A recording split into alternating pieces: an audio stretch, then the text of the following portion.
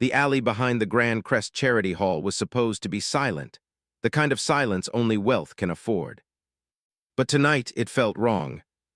Marcus Hale, the billionaire everyone pretended to admire but secretly resented, stepped into the narrow passageway with his hands in his pockets and a mind full of thoughts he'd never say out loud. He just wanted to escape the fake smiles, the empty praise, the cameras waiting at the front door. He didn't notice the two men at first. They were shadows at the far end of the alley, moving with a purpose that didn't match the night. Marcus slowed, his heartbeat tightened. There was no one else around, no security, no staff, just brick walls, dumpsters, and a stretch of concrete that suddenly felt too long. The strangers kept walking, silent, eyes locked on him. Marcus tried convincing himself they were just passing by. Maybe they wanted directions, maybe they were lost. But then the first man, tall, tense, jaw clenched, stepped directly into his path.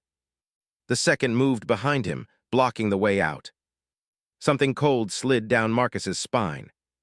He opened his mouth to speak, but the taller man grabbed his jacket and shoved him hard against the wall.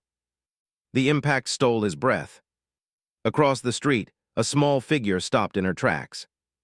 A 12-year-old black girl named Arya. Thin, bright-eyed, wearing an oversized backpack and holding the same rubber practice ball she used every afternoon to train her pitching. She froze, staring into the alley.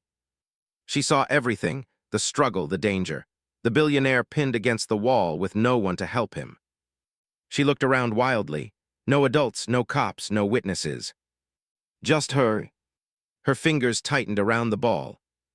Her coach always said she had the strongest arm in the league, she couldn't afford to join. But this wasn't practice, this wasn't a game. Her chest rose and fell as she stepped closer, unnoticed. Marcus struggled again, the second man pushing harder this time. Arya swallowed, her hands shook, but her aim didn't. She pulled her arm back, breath slowing, eyes sharpening. One throw, one chance, one moment to save a life. And what none of them knew was that this single throw would change everything. Marcus Hale didn't grow up dreaming of being a billionaire. He grew up dreaming of being free, free from the noise, the expectations, the hunger that once shaped him. But adulthood had a strange way of twisting victories into cages. And tonight, as he walked out of the Grand Crest Charity Hall with his tuxedo collar loosened and exhaustion weighing on him, he felt more trapped than ever. Inside the event, donors clapped when his name was mentioned, smiled too broadly whenever he walked by, and spoke to him as if he were a walking bank account. He had given millions to causes he barely had time to check up on, yet the praise never felt real, only transactional. A board member had tugged on his arm earlier, whispering, "Marcus, remember, you need warmer photos this quarter. People want to see you with kids, families, community faces. It builds trust."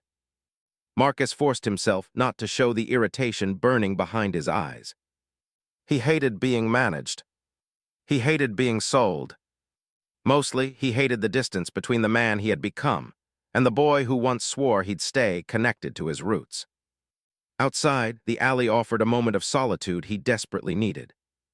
He didn't know he was walking into someone else's storm.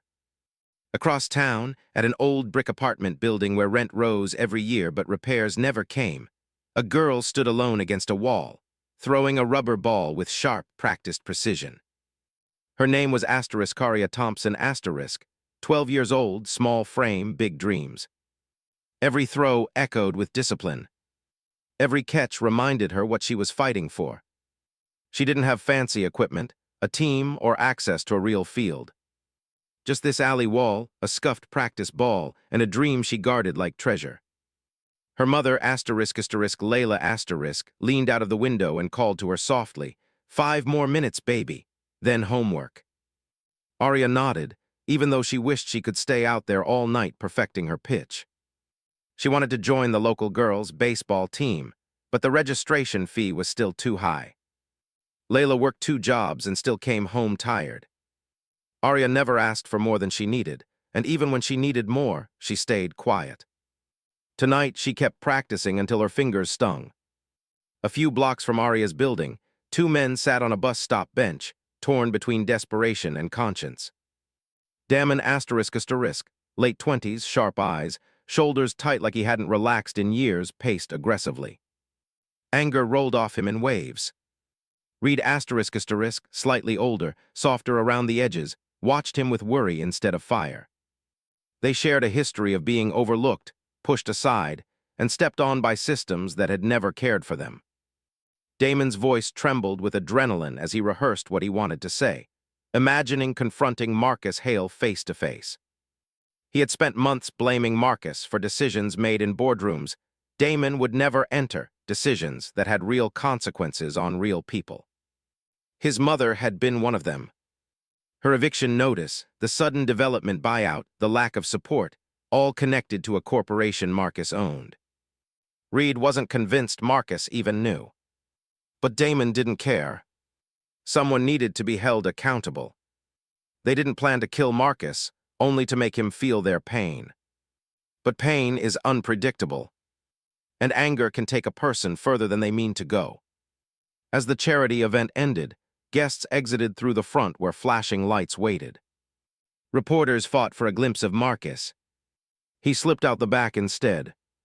The alley was narrow, quiet, dimly lit. He appreciated the isolation. The world felt heavy enough without an audience. But he wasn't alone. And Arya, heading home with her backpack and ball, noticed the same two men who had caught her eye earlier at the bus stop. She had a sharp sense for danger, learned from living in a world where kids like her needed to be aware. People's faces didn't lie, even when their words did. Damon's expression was carved with something darker than frustration, a bitterness that had been fed by too many disappointments. Reed's glance darted around nervously, his moral compass fighting to stay upright. Arya felt a chill but kept walking. She never liked crossing near the charity hall. It reminded her of two worlds, one with chandeliers, catered dinners, whose people held fundraisers, and one like hers, where real problems didn't fit neatly into donation categories. Still, she paused across the street, watching Marcus disappear into the alley. Damon and Reed followed soon after. Her stomach twisted. Something wasn't right. Inside the alley, Marcus exhaled deeply, letting the cool night air wash over him. For a moment, he allowed the weight of his career, wealth, and loneliness to settle. He wondered briefly if people would still expect things from him if he were just a regular man, someone free to live quietly. He heard footsteps. 2 sets. He turned slowly, expecting maybe a staff member. But the eyes staring back at him weren't friendly. They weren't neutral. They were determined. Marcus's instincts screamed warnings he hadn't felt in decades, back when he had grown up in much rougher streets. This wasn't a robbery. This was personal. Outside, Arya stopped completely. She stared into the darkness of the alley. Something inside her, a mix of intuition, fear, and courage, told her she needed to watch. To stay close. Just in case. Her fingers curled around her practice ball. It felt small and familiar. But tonight, in her hand, it felt like the only thing she could rely on. 3 lives headed toward one moment. 1 alley. 1 choice. 1 turning point. None of them knew how connected their stories were about to become. And none of them imagined that a child, overlooked, underestimated, unseen, would be the one to hold the power to change everything. Marcus Hale had spent his entire life learning how to read rooms, boardrooms, courtrooms, conference halls packed with investors. But alleys were different. They didn't negotiate. They didn't soften their edges for titles or wealth. The moment Damon and Reed stepped fully into the narrow strip of concrete, Marcus felt his senses sharpen. The same instincts he'd buried under years of fine offices and tailored suits now rising back to the surface. Damon walked ahead, jaw locked, shoulders tight. Reed lingered slightly behind, as if unsure whether to follow or flee. Neither looked like a man in need of directions. Marcus cleared his throat quietly, straightened his jacket, and tried to maintain control of the moment. But control slipped the instant Damon closed the distance. "Marcus Hale," Damon said, not asked, not wondered, but stated with years of held-in resentment. It wasn't admiration. It wasn't awe. It was blame. Marcus hesitated. He didn't recognize this man, but the anger in his voice carried a history. "Yes," he replied slowly, "can I?" But Damon cut him off. "You own Hell City's development, don't you?" Marcus blinked, a question with an answer Damon already knew. This wasn't curiosity. This was confrontation. Across the street, Arya watched from behind a parking meter, her eyes scanning the alley with acute awareness. From afar, the three figures looked like silhouettes trapped under a narrow slice of moonlight. She wasn't close enough to hear their words, but she didn't need to. Body language told its own story. Marcus took a cautious step back, but Damon stepped forward again, closing the gap. "You don't remember me," Damon said. His voice cracked. "Of course you don't." Marcus's mind raced. Had they met? At an event? A protest? A meeting? But Damon didn't look like someone who spent time in boardrooms. He looked like someone who had been pushed hard. "What happened to my mother?" Damon said suddenly, his breath shaking as he spoke. "What happened to her building that was your company?" Reed shifted uncomfortably. He wasn't supposed to let it get this personal, but Damon wasn't predictable when his past showed up. Marcus tried to respond carefully. He never took eviction cases lightly. The board made decisions he didn't always see immediately. Developments moved fast. Names got lost. "But I don't remember," was the last thing Damon could bear to hear. "You took everything," Damon said, stepping so close Marcus could feel the heat of his frustration. "She begged the company for more time, just a little more time, days, not even weeks, but the papers came anyway." His voice trembled with grief disguised as rage. "She died 2 months later, stress-induced stroke. Doctors said it, I lived it." Marcus's breath hitched. He wasn't prepared for this. Not here. Not like this. He had spent years trying to clean up the kind of messes his company made before he took full control, restructuring policies, banning sudden evictions, forgiving debts. But change was slow. Too slow for some. "Look, I'm sorry," Marcus managed. "I didn't know." "That's the problem," Damon snapped. "You never no." Reed stepped forward, gently tugging on Damon's sleeve. That's enough," he murmured. "Let's just talk to him, that was the plan." But Damon shook him off. He wasn't here for a conversation anymore. He was here for justice, or the closest thing he could grasp in a world that had never given him any. Marcus lifted his hands slightly, palms open, a gesture of calm. He could feel his pulse in his throat. He had handled hostile investors, angry activists, even threats. But Damon wasn't any of those. He was a son with a wound that hadn't stopped bleeding. "Let me help you," Marcus tried again. "Let me." Damon grabbed Marcus by the lapels and slammed him against the wall. Arya's entire body tensed. From across the street, she saw the shove clearly, saw Marcus collide with the brick wall, saw Damon's stance shift from confrontation to aggression. Her breath caught. Nobody else was outside. Cars moved in the distance, but none slowed. Pedestrians had thinned after the charity event ended. She was the only witness. She held her ball tighter, almost hugging it into her chest. Her mind raced. Should she run for help? Should she shout? Should she hide? But she didn't move. She couldn't. Her eyes stayed locked on the scene because something deep inside whispered. "Stay. Watch. Don't look away." Marcus grimaced as Damon's grip tightened. "You want to help," Damon growled. Where was that help when she needed it? Marcus forced himself to stay steady. This man was grieving. Lost. Angry. And Marcus knew from growing up in his old neighborhood that a grieving man with nothing left can be more dangerous than a man with a weapon. Reed hovered behind Damon, whispering, We can't do this. He's not the one who." "Everyone says that," Damon barked. "Everyone wants to protect him because he's rich." His voice cracked again, the second break revealing the truth behind the rage. He wasn't here to destroy Marcus. He was here to be heard, finally. Marcus swallowed hard. He understood now. This wasn't an ambush. It was a man drowning, reaching for something, anything that felt like justice. "I didn't know about your mother," Marcus said quietly. "And I should have. I should know every family affected by our projects. I'm sorry."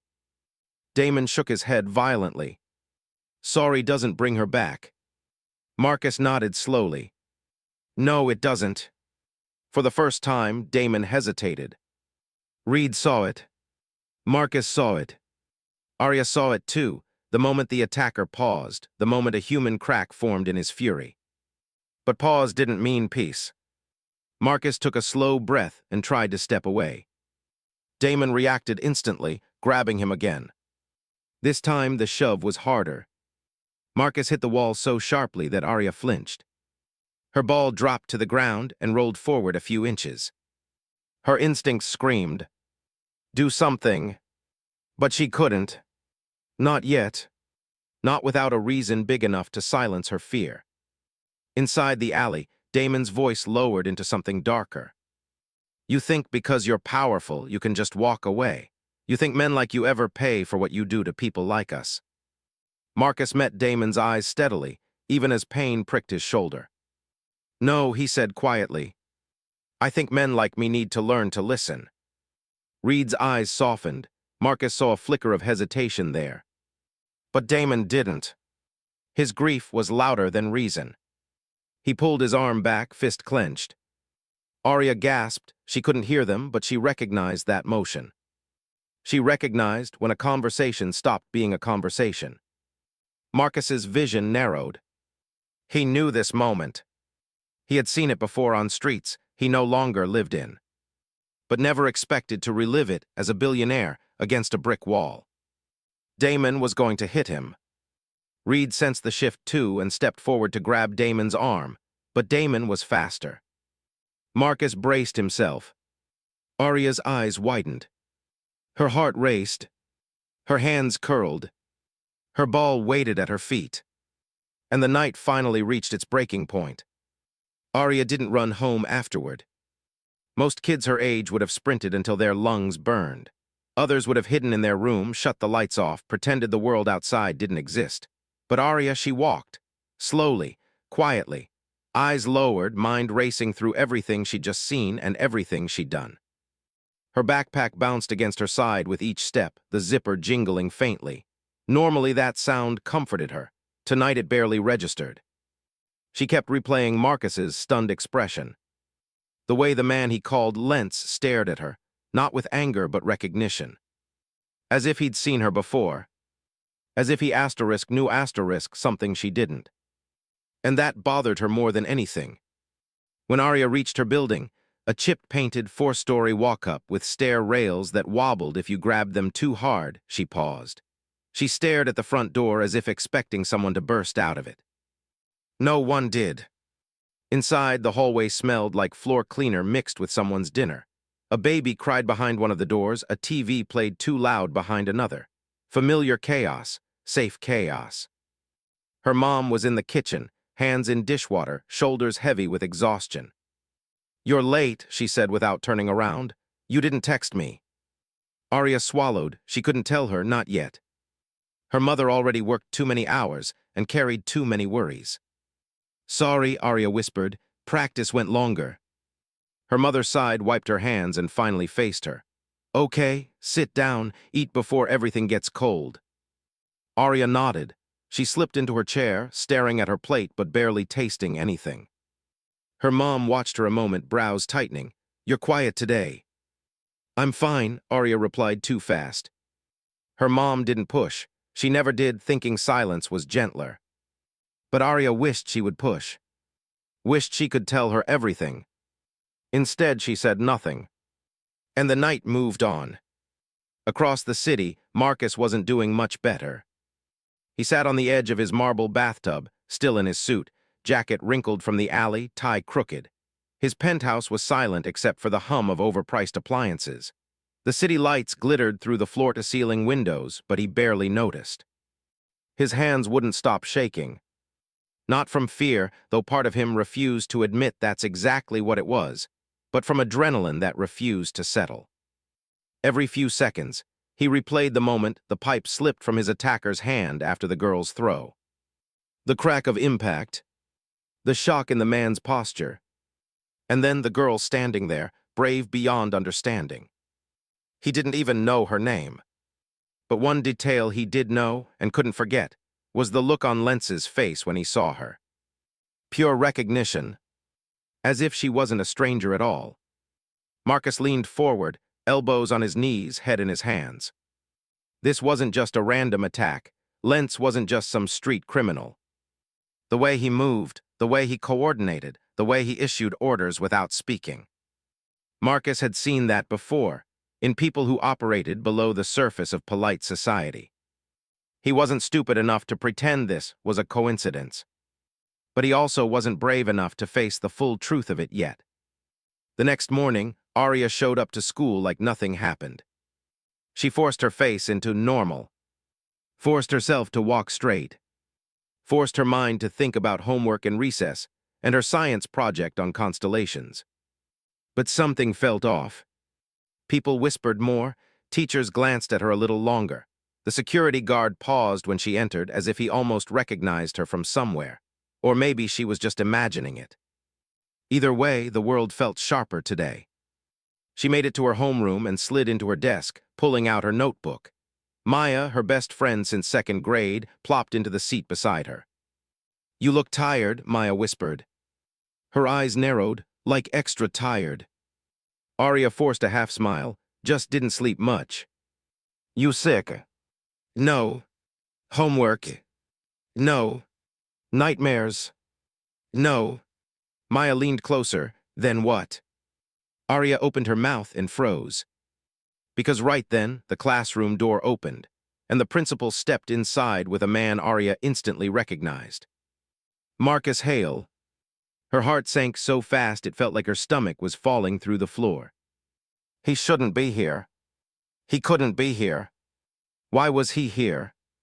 He didn't look at any of the students. He kept his eyes low, hands clasped, expression too serious for a school visit. Principal Marsh cleared her throat. "Class, please stay seated. Mr. Hale is here regarding an issue from last night." Arya felt her pulse throb in her neck. Maya whispered, "Isn't that the billionaire dude? He's on TV sometimes." Arya didn't answer. She couldn't. Principal Marsh continued, talking slowly, deliberately. "It has come to our attention that a student from this school may have witnessed or been involved in an incident near the Grand Crest Hall." Murmurs filled the room. Kids turned in their chairs. Someone asked, "What incident?" Marcus stepped forward finally and looked straight at Arya. Not harshly, not accusingly, just knowingly. Arya's breath caught. She gripped the sides of her desk, fingers pressing into the wood. The principal added, "Mr. Hale simply wants to check on the well-being of anyone who may have been present." But the room felt too small, too bright, too focused. Arya wanted to disappear. Marcus held her gaze, his voice soft enough only she could really hear. "You don't need to be afraid." But she was. Because she wasn't afraid of Marcus Hale. She was afraid of the man who'd stared at her in that alley. The man who spoke her name. Because she still hadn't told anyone. Not her mom. Not Maya. Not the police. And now the billionaire she'd saved was standing 10 feet away, looking at her like she was the key to a door she didn't know existed. Maya elbowed her lightly. "Why's he staring at you?" Arya didn't answer. Because at that exact moment, the school intercom buzzed. Then crackled. Then an unfamiliar male voice, cold, calm, deliberate, filled the school speakers. "Arya." Her blood froze. Every student went silent. Every teacher stopped breathing. "Arya," the voice repeated, "we need to talk." Marcus's face drained of color. Not because he didn't know the voice, but because he did asterisk. And Arya understood something terrifying. This wasn't a warning. This wasn't a message. This was the start of something much bigger. And she was right in the center of it. For a full second, the world didn't move. The classroom, normally buzzing with whispers, tapping pencils, dragging chairs, fell into a vacuum of silence. 30 kids, one teacher, a principal, and a billionaire all froze at the same instant. Arya's breath caught in her throat like a knot. The intercom crackled again. "Arya, I know you can hear me. This wasn't possible. This wasn't normal. No one just hijacks a school intercom system." Marcus took a slow, deliberate step forward, not toward the intercom, but toward Arya.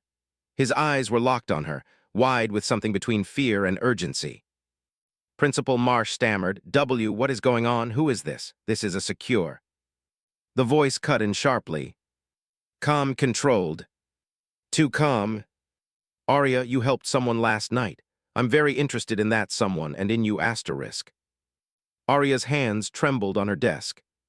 Every muscle in her body felt tight, hot, frightened, confused.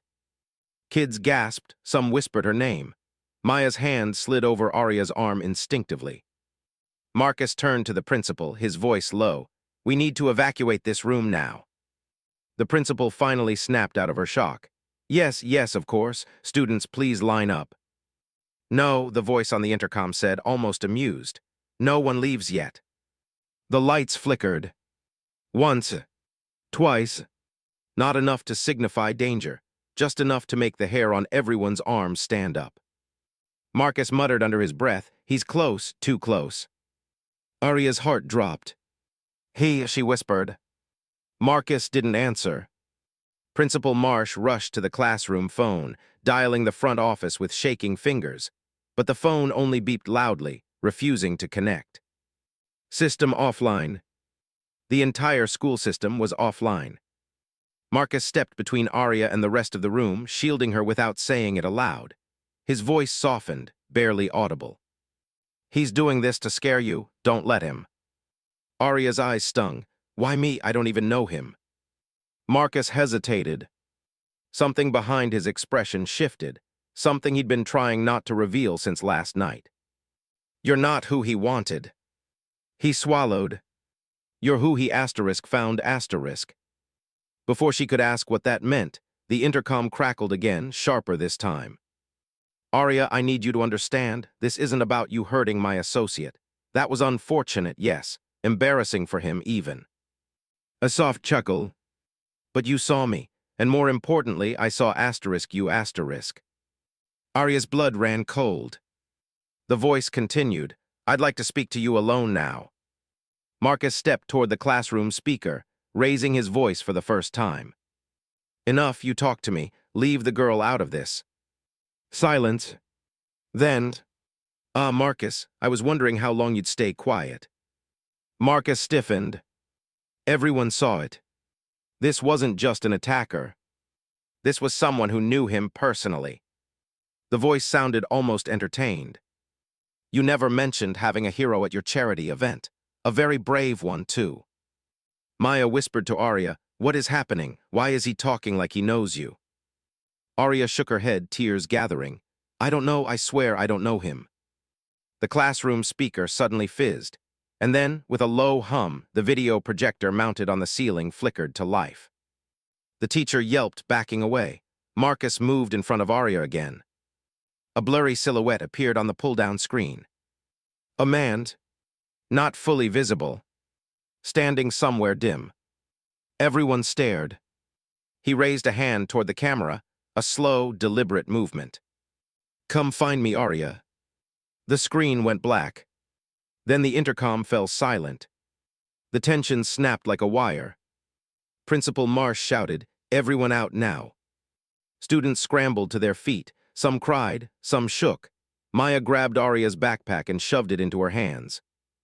Marcus put a hand on Arya's shoulder. "Stay with me, don't leave my side." Arya could only nod. They poured into the hallway where alarms had begun blaring, though no one touched them.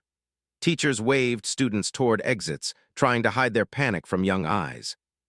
The hallway buzzed with fear, whispers of what happened, and who's Arya, and are we under attack? Arya's chest tightened, as if the walls were closing around her. Marcus leaned down, speaking quietly but firmly. "Listen to me. Whoever that was, he didn't come for you. He came to send a message to me asterisk. This is not your fault." But Arya shook her head fiercely. Yes, it is. I shouldn't have thrown the ball. I shouldn't have been there.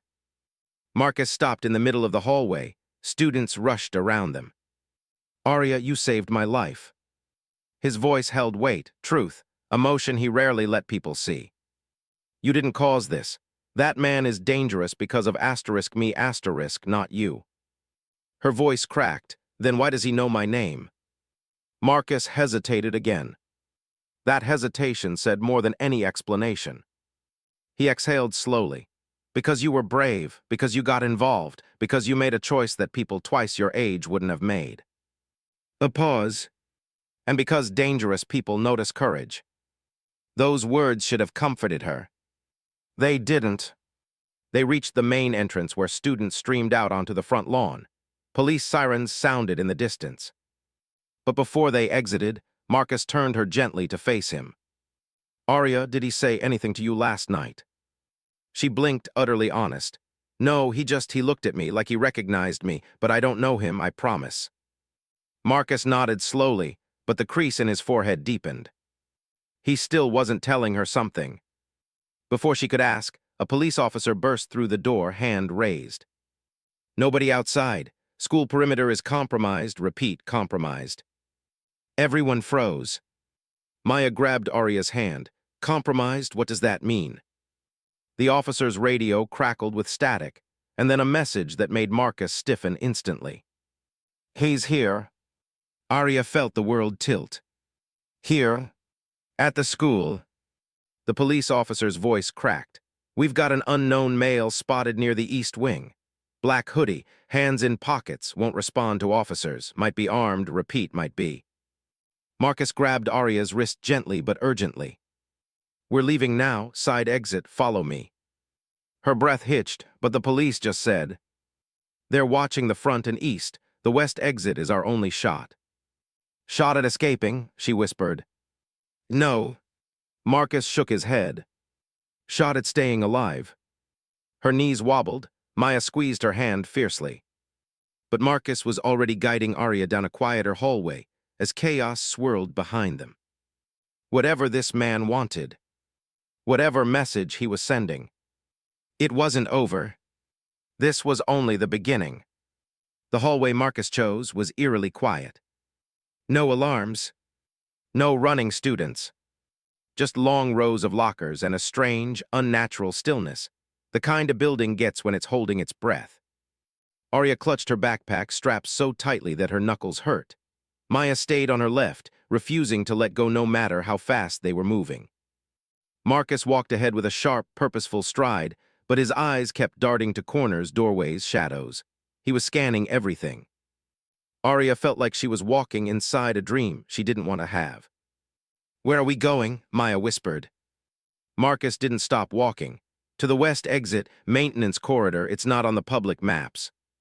Arya blinked. How do you know about it? Marcus didn't answer at first. Then softly, because I built this school's expansion wing. I know where every door is. That detail hit Arya differently. The man whose life she saved had helped build the school she walked through every day, and she never knew. But now wasn't the time to think about that. They reached the science hallway, lights flickering again, not fully going out, just glitching, like the building was struggling to stay calm. Maya pulled Arya close. This feels wrong, all of it. Arya nodded, her heart beating too fast.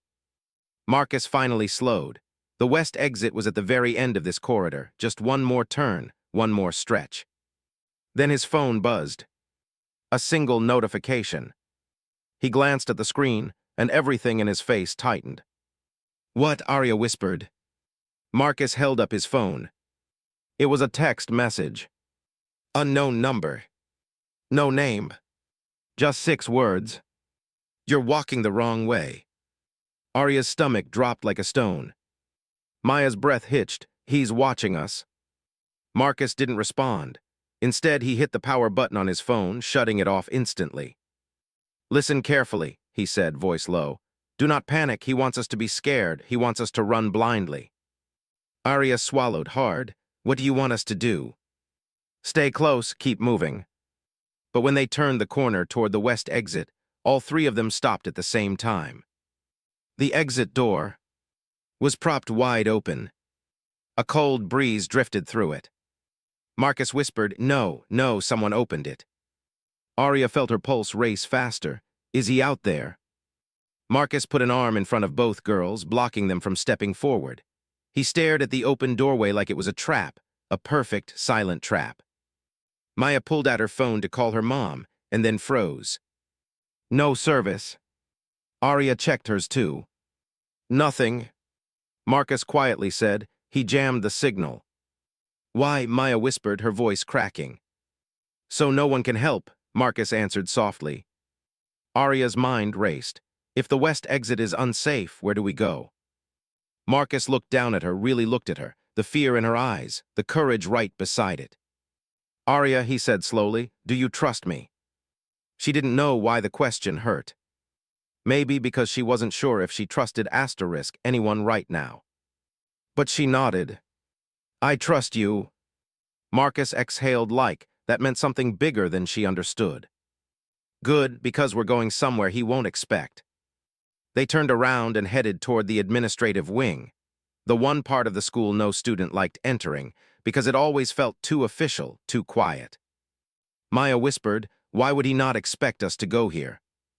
Marcus replied, "Because the admin wing is dead-end unless you know where you're going." Arya frowned, "Do you?" Before he could answer, they reached the main administrative doors, closed, tall, heavy. Marcus scanned the hallway, then punched a 4-digit code into the keypad.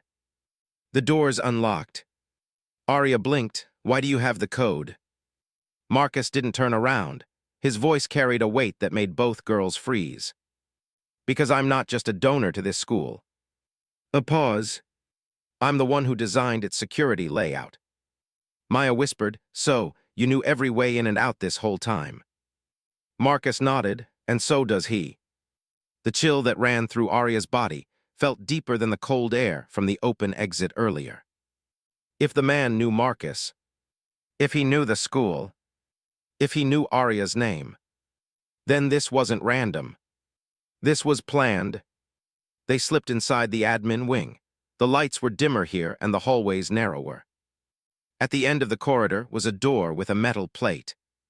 "Maintenance access, authorized personnel only." Marcus headed straight for it. He typed a second code into the keypad. Another click. But before he opened the door, Arya grabbed his sleeve. "Tell me the truth," she whispered. "Why is he doing this? What does he want with you?" Marcus looked down at her small hand clutching his arm, then met her eyes. "He wants what he's always wanted. A beat. Control." Arya's breath trembled. Control of what? Marcus swallowed, and for the first time since she met him, he looked genuinely shaken. "Control of me," he said. Then even softer. "And the company I built." Arya stared at him. "You mean he's not just some criminal?" Marcus shook his head. "He's far worse. He's someone who thinks he deserves everything I earned." Arya felt her heart twist. "So he followed you last night?" "Yes." "And he saw me help you?" "Yes." "And now he's using me to get to you?" Marcus's jaw tightened. "Yes." That single word broke something in Arya's chest. She felt small, powerless, like she had stepped into a world she was never meant to see. But Marcus knelt so he was eye level with her. "Listen to me," he said firmly. "What he wants doesn't matter. What you did last night matters more. You stood up. You acted brave. You did the right thing when no one else did." Arya blinked through tears, "But now he wants to hurt us." Marcus shook his head. "No, he wants to scare us, but we won't let him win." He placed a steady hand on her shoulder. "You saved my life, and now I'm going to save yours." Before Arya could reply, something happened that made all three of them freeze where they stood. The admin intercom crackled to life. No one had touched it. No one had turned it on. Yet the same voice, the calm, cold, patient voice, spilled into the hallway. "Marcus, Arya, you can hide all you want." A pause. "But you're still walking exactly where I need you to." Arya felt every muscle in her body lock. Maya grabbed her hand so tight it hurt. Marcus whispered, "He's inside the building systems." The intercom clicked twice, almost like a laugh. Then the voice added, "Don't worry. I'm almost there." The maintenance access door clicked shut behind them, sealing the three of them inside a narrow concrete corridor running behind the school's administrative offices. Fluorescent lights hummed overhead, casting long shadows that stretched along the walls. Arya's breath echoed softly in the enclosed space. Maya was right beside her, pale and trembling but refusing to leave. And Marcus was suddenly different. Not panicked, not frantic, not desperate. Focused, determined, like a man who had spent years preparing for a moment he hoped would never come. He led them deeper into the corridor, toward a metal utility stairwell descending toward a lower maintenance level that students never knew existed. Arya whispered, "Are we really safer down here?" Marcus didn't slow, "We will be." But as they reached the first landing, a voice drifted through the lower corridor, not from the intercom this time. From below. Closer. Too close. The same calm, chilling voice they'd heard all morning. "Marcus Hale," the man said, his tone almost conversational. "You didn't think you could hide forever, did you?" Marcus stopped mid-step. Arya froze behind him, gripping Maya's arm. The man was here. Inside the building. Inside this hallway. His footsteps grew clearer, unhurried, confident, echoing upward from the shadows below. Marcus exhaled through his nose, gathering himself. "Girls," he said quietly, "when we reach the bottom of the stairs, stay behind me. No exceptions." Arya swallowed, but... "No exceptions." She nodded reluctantly. They descended one step at a time. Halfway down, the man appeared. He stepped into the dim light with a calmness that didn't belong in moments like this. Mid-40s. Trim. Wearing a dark jacket. Neat hair. A face that looked like it had forgotten how to smile genuinely. But the most terrifying part wasn't his appearance. It was his eyes that locked onto Marcus with an intimacy that made Arya's stomach twist. "Marcus," the man said softly, "you still take the back routes. You always did hate the front door." Marcus positioned himself between the girls and the stranger. "Evan, this ends today." Evan Hale. The name hit Arya like a strike. Hale. Same surname as Marcus. Maya whispered, barely audible, "Is that his brother?" Marcus didn't answer, but the silence was the answer. Evan's gaze slid from Marcus to Arya. "And there she is," he said, "the young hero who cost me everything." Arya stepped back instinctively, but Evan raised his hands lightly. "Relax, I'm not here to hurt you, Arya." Marcus snapped, "Don't speak to her." Evan's expression tightened. "Always so protective, of strangers, of employees, of causes that don't belong to you." Then his eyes hardened. "But not of the people who share your blood." Arya whispered, "Why are you doing this?" The question hung in the corridor. Evan tilted his head, studying her. "Because your friend Marcus here thinks he can walk away from the company our father left us. He thinks he can build schools and shelters and programs he never consulted me about. He thinks he can take the legacy I helped build and drag it toward the greater good without consequence." He raised a finger at Arya. "And then you, a child, interfere in something you don't understand. You step into a moment that wasn't meant for you." Marcus stepped forward, shielding her fully. "She saved a life, Evan, something you wouldn't understand." Evan's jaw clenched. "I understand loss," he said softly. "My investors walked away after that fiasco in the alley. They think I sent men to attack you, which I didn't. They assumed I tried to eliminate my own brother." Arya felt her chest tighten. Then, who were the men in the alley? Evan's expression flickered, a moment of annoyance.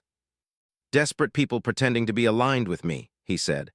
"Trying to leverage our rivalry for their gain. But when you threw that ball, when you stopped them, the story spread before I could stop it." He pointed at Marcus. "He became the victim, and I became the monster." Marcus didn't flinch. "You've been trying to destroy me for years, Evan." Evan's eyes lit with cold fire. "I've been trying to balance *you. You take risks. You invest in people who don't give returns. You pour money into projects that don't benefit the company, don't benefit our shareholders. They benefit kids, Marcus snapped. Evan scoffed. Kids don't run economies, investors do. Arya's voice rose, trembling but clear. Then why did you come here? Why scare everyone? Why scare me? Evan looked at her for a long moment. Then his voice softened, not with kindness but with calculation. Because fear gets attention, fear gets leverage, fear makes Marcus listen.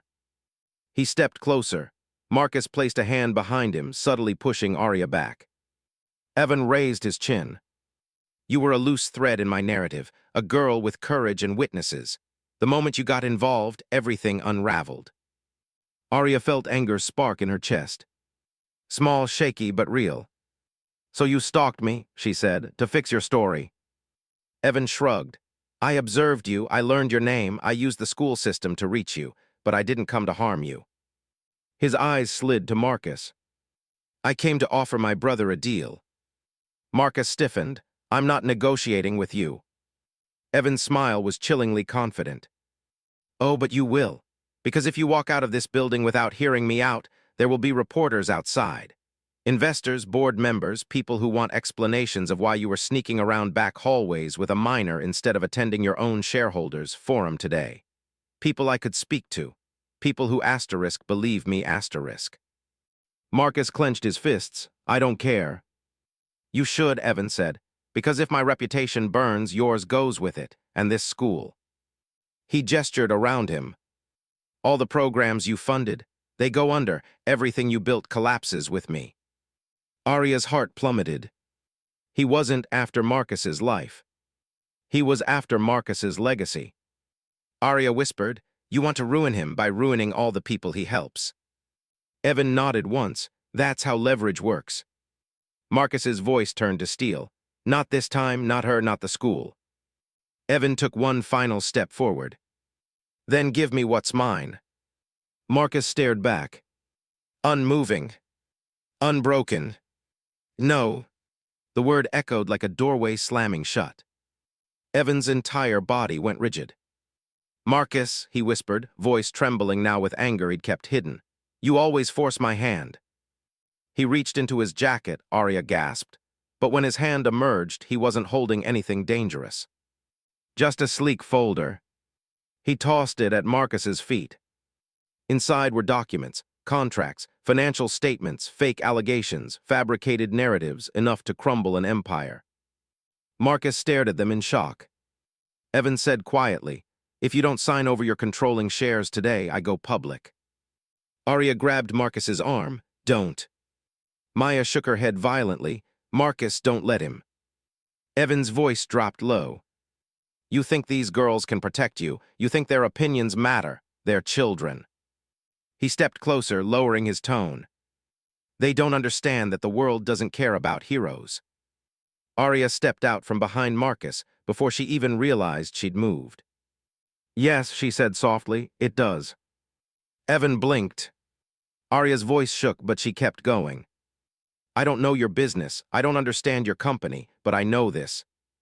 She pointed at Marcus. He didn't hide behind anything when someone tried to hurt him. He didn't hide today either. He protected us. He protected this school. He built something good, and you're trying to destroy it because you're scared he's better without you. Evan's jaw tightened. Watch your tone. No, Arya snapped. Her voice cracked with raw courage.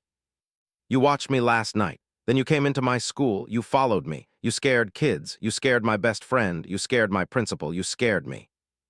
Her eyes shimmered with tears she refused to let fall. But you didn't scare him, and you won't scare me either. The corridor felt suspended in time. Evan stared at her like she was something he couldn't quantify. Marcus whispered, Arya. She stepped closer to Evan, not enough to endanger herself, but enough to reclaim space. Heroes aren't perfect, she said softly. They're just people who don't let fear choose for them. Marcus straightened behind her. Evan's confidence flickered for the first time. Arya continued. And you're right about one thing. My throw asterisk did change everything. Her voice steadied. But not for the reason you think. Silence. Then Marcus stepped beside her, shoulder to shoulder. She's right, he said. And for the first time since Evan appeared, he sounded like the Marcus Hale the world believed in. Strong, steady, unshakable. You don't control me anymore. Evan's expression fractured, something between fury and disbelief. You're choosing a child's word over mine. Marcus answered without hesitation. I'm choosing truth over fear. The words hit like a crack through the tension. Evan staggered back a step. Then another. For the first time he looked lost. Not defeated, but confronted with something he couldn't overpower. Arya watched the anger drain from his face, replaced by something she didn't expect, hurt. Deep old hurt. Evan whispered, "You never chose me, not once." Marcus's voice softened. "I tried, but you chose control over family." Arya felt her heart twist. Evan opened his mouth, but voices echoed from the corridor above. Footsteps. Officers calling Marcus's name. Principal Marsh's panicked voice calling for Arya. Help was here. Real help. Evan exhaled once, shallow, defeated, then stepped back into the shadows. He didn't run. He didn't fight. He simply retreated, disappearing into the stairwell before anyone could see him. Marcus didn't chase him. Arya didn't move. The moment hung between them like an unfinished sentence. And then, officers rounded the corner, rushing toward them. The confrontation was over. But its impact, just beginning. The alley is quiet now, almost too quiet, like the world itself exhaled after watching everything unfold. The billionaire, Marcus Hale, stands still for a moment, unable to move. Not because of fear anymore, but because the truth is finally catching up to him. The truth of what almost happened. The truth of who saved him, and the truth of who asterisk he has been choosing to be in the world. Keisha stands a few feet away with that same stubborn calmness she had when she stepped into danger. Her basketball is still in her hand, scuffed from the ground but held with pride, like it's not just a ball, but the thing that kept fate from turning dark. For a long moment, Marcus just stares at her. He's a man used to speaking in boardrooms, commanding teams, negotiating contracts worth billions. But right now, he can't form one single word, not one. His voice is trapped under the weight of gratitude he's never felt this deeply. Keisha lifts her chin gently. "Are you okay, sir?" she asks. Her voice is steady. No shaking, no need to be congratulated. Just concern, pure, simple human concern. That one question cracks open something inside him. He swallows hard, nodding slowly before finally taking a few steps toward her. "You saved my life," he manages to say. I don't even know how to thank you." Keisha shrugs lightly. "I just did what anybody should do," she says. "Doesn't matter who you are, nobody deserves to be hurt like that." Those words sting him in a different way, not because they were harsh, but because they carry a truth he hasn't been living by. Marcus Hale, billionaire, had built a world that often decided who mattered and who didn't. A world where kids like Keisha usually got ignored, overlooked, or judged before they even opened their mouths. Yet here she was, stepping in when people 4 times her size did nothing. He looks around. A few bystanders who had kept their distance are now pretending they weren't watching. A security officer arrives late, too late, unsure who the victim is and who the threat was. Marcus raises a hand gently, stopping him. "It's handled," he says firmly, "because of her." The officer looks at Keisha with surprise, but Marcus's tone makes it clear she's not to be dismissed or minimized. Not today, not ever again. He turns fully to her. "What's your name?" "Keisha Daniels." "How old are you?" 12. He breathes in deeply. How could someone so young carry that kind of bravery, that kind of poise? But the more he studies her, the more he sees something familiar. A fire he used to have before success hardened him. A fire he buried under wealth and self-protection. Keisha glances back toward the street. "I should go, my mama's waiting. She gets worried if I'm late." Something in her tone cuts deeper than any blade the attackers could have held. This little girl saved his life, and she doesn't even have the luxury of being late without consequences. She doesn't live in a world cushioned by privilege or safety nets. Her world requires alertness, timing, responsibility, things billionaires could outsource. "Would you let me walk you?" he asks suddenly. She studies him for a second, searching his intentions. "You sure you're okay to walk?" He smiles, the first real smile he's had in a long time. "I'm better because of you." They start walking together out of the alley, side by side. No cameras, no reporters, no audience. Just a girl with a basketball and a billionaire humbled by her courage. As they walk, he learns small things about her, but each detail feels like a punch to the chest. Her mom works 2 jobs. Her little brother has asthma. She practices basketball every day on a cracked court behind their building because she dreams of making her school team. But the most painful thing he learns: "People think kids from my block don't do nothing good," she says quietly. "They think we're trouble before they even meet us." Marcus stops walking. That sentence, it's too honest, too raw, and coming from a 12-year-old, it shakes him. "Keisha," he says, voice steady but full of something new, resolve. "Today you proved what I should have never forgotten. Greatness can come from anywhere. Bravery can come from anyone." She looks up at him, eyes steady. "I didn't do it to be great. I did it because right is right." He almost looks away, because that's the kind of truth adults spend years unlearning. But he forces himself to meet her gaze. "Then I want to help you," he says. She pauses. "Help me how?" He doesn't overpromise, doesn't make it about charity, doesn't treat her like someone to be rescued. Instead, he speaks the way someone speaks to an equal. "You have a spark in you," he says, "and I want to make sure the world never dims it." They reach the corner where her mom's car is parked. Her mom jumps out instantly, worry turning to confusion when she sees Marcus Hale, a man she's only ever seen on news segments, standing beside her daughter. Keisha introduces them with a casual innocence that makes Marcus's heart ache. "This is Mr. Hale, he needed help." Her mother stiffens protectively. "What kind of help?" Marcus lowers his head respectfully. "Your daughter saved my life," he says gently, "and I'm going to make sure the world knows exactly who she is, a hero." Keisha's mom looks between them, stunned. She didn't expect her daughter to be anyone's hero. Not in this world. Not in a world that too often overlooks black girls until it's time to criticize them. But today, the world is shifting, even if only at this street corner. Marcus kneels slightly, so he's speaking directly to Keisha. "You're extraordinary," he says, "and I'm going to support your dreams, not change them, not control them, just support, whatever you want." She grips her basketball gently. "I just want to play," she says, "and make my mom proud." Her mother's eyes glisten, but she stays silent, the way parents do when they're trying not to break open emotionally in front of their kids. Marcus stands again, takes a breath, and says, "Then we start there. No grand speeches. No savior complex. Just a promise built on respect." Before Keisha gets in the car, she looks back at him one more time. "You're gonna be okay, right?" she asks. And for the first time, maybe in years, Marcus answers honestly. "I am now." She nods, then leaves. As the car drives away, Marcus remains standing there, watching the taillights fade. He knows this moment is going to follow him for the rest of his life. Not the attack, not the fear, but the girl with the perfect throw and the fearless heart. He walks back toward the main street, but he's not the same man who entered that alley.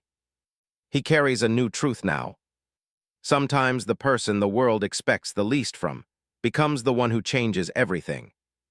And sometimes the richest man alive is the one reminded of his own humanity by a child who never had the luxury to forget hers. In the end, this story isn't really about a billionaire, 2 attackers, or even the danger hidden in that alley. It's about a moment where someone the world overlooks stepped forward when everyone else stepped back. Keisha didn't act because of who Marcus Hale was. She didn't act because of fame, status, or what she might gain. She acted because her heart was trained to recognize right from wrong, even when the world around her didn't always recognize her. And that is the quiet truth many people forget. Sometimes the strongest courage lies in those who have the least protection. Sometimes the purest bravery comes from the ones society underestimates. And sometimes the hero of a story is a 12-year-old girl holding a worn-out basketball. Keisha reminded Marcus and all of us of something simple but powerful. You don't need wealth to be important. You don't need connections to make a difference. You don't need age or authority or permission to step into the light. You just need a heart willing to do what's right. But there's another layer too, one that matters even more. When someone from a community that is so often judged steps up with integrity, the world is forced to face its own bias. The world is forced to admit, maybe I misread her. Maybe I assumed wrong. Maybe greatness can come from everywhere, even places I never bothered to look. Keisha didn't just save a life that evening. She shifted a mindset. She opened a door. She reminded a powerful man, and everyone watching, that humanity isn't defined by bank accounts, neighborhood lines, or stereotypes. It's defined by choices. And this time, the right choice came from the one the world expected almost nothing from. So if this story touched you, remember this. Never overlook someone just because the world does. Never assume someone can't rise. And never forget, heroes don't always look like what you imagine. Sometimes they're just kids holding basketballs, doing their best in a world that rarely sees them. If this story moved you, share it with someone who needs a little reminder of the good still left in people.